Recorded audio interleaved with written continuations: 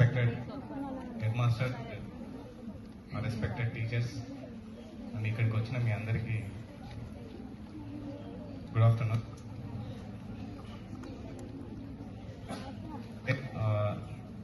ఇప్పుడు అందరు చెప్పారు కదా, 2 ఇన్స్పైరింగ్ స్టోరీస్ చెప్తాను మీకు.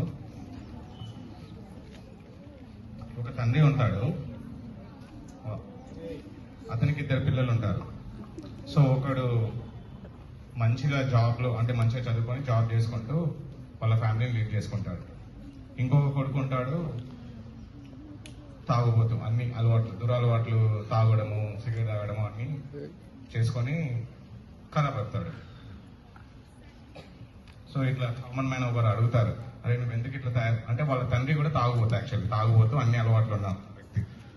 సో అది చెప్తారు. ఆ ఫస్ట్ అబ్బాయి ఏం చెప్తాడంటే, మా నాన్న నాకేం నేర్పించలేదు, మా నాన్న ఎట్లున్నాడో అట్లున్నా, సో నాకు కొత్తగా ఏం లేదు. సో మా నాన్న తాగుబోతూ, మా నాన్నకు సిగరెట్ అలవాట్లు ఉంది, మా నాన్నకు చెడు అలవాట్లు ఉన్నాయి, అన్ని నేను నేర్చుకున్నా అని అంటాడు. అదే మళ్ళీ ఇంకొక కొడుకు దగ్గరికి వెళ్తాడు, ఎవరైతే చదువుకొని మంచిగా జాబ్ చేసుకొని సెటిల్ అయిన వాళ్ళు ఉన్నారో అతని దగ్గరికి వెళ్తాడు.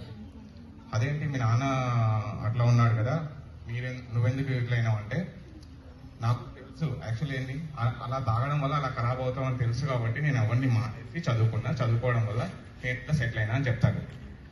మీరు ఇక్కడ చూడండి, ఇద్దరికి కొడుకులకి ఒకటే ఎన్విరాన్మెంట్, ఒకటే ఫాదరు, అదే ఒకటే environment. So thinking it self differentiate. First అతను ఏమనుకున్నాడు, మా నాన్న ఇట్లా ఉన్నాడు, నా వాతావరణం ఇట్లా ఉంది, నేను ఇట్లా తయారైనా అన్నాడు. సో ఇంకొక అతను ఏమన్నాడు, ఆ వాతావరణం ఉంది కాబట్టి ఆ వాతావరణంకి నేను అలవాటు పడొద్దు అని అన్నాడు. సో మన ఆలోచన విధానమే మనం ఏమవుతామని నేర్చుకుంటాం, అవునా? సో పరిస్థితులు ఎట్లున్నప్పటికీ కూడా మనం మంచి ఉండాలి అంటే మన ఆలోచన కరెక్ట్ గా ఉండాలి. దట్ ఈస్ అదే మన గ్రోత్ కి ఉపయోగం. ఇంకొకటి, ఒక పెద్ద మ్యూజియం ఉంటది.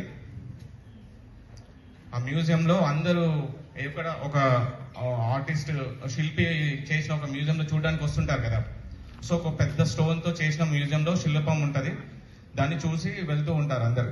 ఇట్లా కొన్ని వేల మంది వస్తుంటారు, నైట్ కాగానే పనిచేస్తూ ఉంటారు. సో ఆ మ్యూజియం మేడప్ ఆఫ్ రాళ్లతో, స్టోన్స్ తో తయారైంది. సో నైట్ కాగానే మాట్లాడుకుంటాయి స్టోన్స్, జస్ట్ అందుకే మాట్లాడుకుంటాయి. ఏం మాట్లాడుకుంటాయి చూడు, ఆ స్టోన్ ఏమో అందరూ అప్రిషియేట్ చేస్తున్నారు, మొక్కుతున్నారు, పూలు వేస్తున్నారు. చిన్న స్టోన్స్ మనం ఎవరైతే తొక్కుతున్నారో మనల్ని ఏమో పబ్లిక్ అంతా తొక్కేస్తూ ఉన్నారు అని చిన్న చిన్న రాళ్ళు, పగిలిపోయిన రాళ్ళు ఉంటాయిగా, ఫ్లోరింగ్ చేసినవి లేకపోతే గోడలకు వేసినవి అన్ని అంటారు. నువ్వేం చేసావు, మమ్మల్ని ఏమో తొక్కుతున్నారు, నిన్నేమో అప్రిషియేట్ చేసి బాగుంది అని అంటున్నారు, పూజ చేస్తున్నారు లేకపోతే పూలు ఇస్తున్నారు అని అంటారు. అంటే అప్పుడు ఆ మ్యూజియంలో ఏదైతే ఉందో ఐడల్, ఆ విగ్రహం ఏదైతే ఉందో అది అంటారంటే ఏమని, మీరు అంటే ఇప్పుడు ఆ విగ్రహం చేయాలంటే శిల్పి కొట్టాల్సిందే కదా, దేంతో కొట్టాలి, ఉలితో కొట్టాలి. సో నేను ఉలితో శిల్పి కొడుతుంటే నేను భరించాను నొప్పి, అందువల్ల నేను శిల్పిని అయినాను. అంటే మీరు టపక్కన ఇట్లా కొట్టగానే పగిలిపోయినారు, అందువల్ల మీరు గ్రౌండ్ ఫ్లోర్ అయినారు. సో హార్డ్ అంటే ఇట్టంటే కొట్టడమే కదా. సో ఉలితో కొడుతుంటే నాకు పెయిన్ వచ్చింది, అయినా కానీ నేను భరించ కావడం వల్ల నేను ఒక ఆకారం, ఒక మంచి రోల్ అందరు అప్రిషియేట్ చేసేలాగా ఉన్నాను. సో మీరు జస్ట్ చిన్న నొప్పికే జస్ట్ ఒక హిట్కి ఒక ఉలి దానికే కొట్టగానే పగిలిపోయినారు. సో పరిస్థితులు ఎలా ఉంటాయంటే, హార్డ్ పరిస్థితిలో ఉంటే మనం ఎంత హార్డ్ వర్క్ నేర్చుకుంటే అంత మనం షైన్ అవుతాం. దట్ ఈస్ ద స్టోరీ, అర్థమైందా?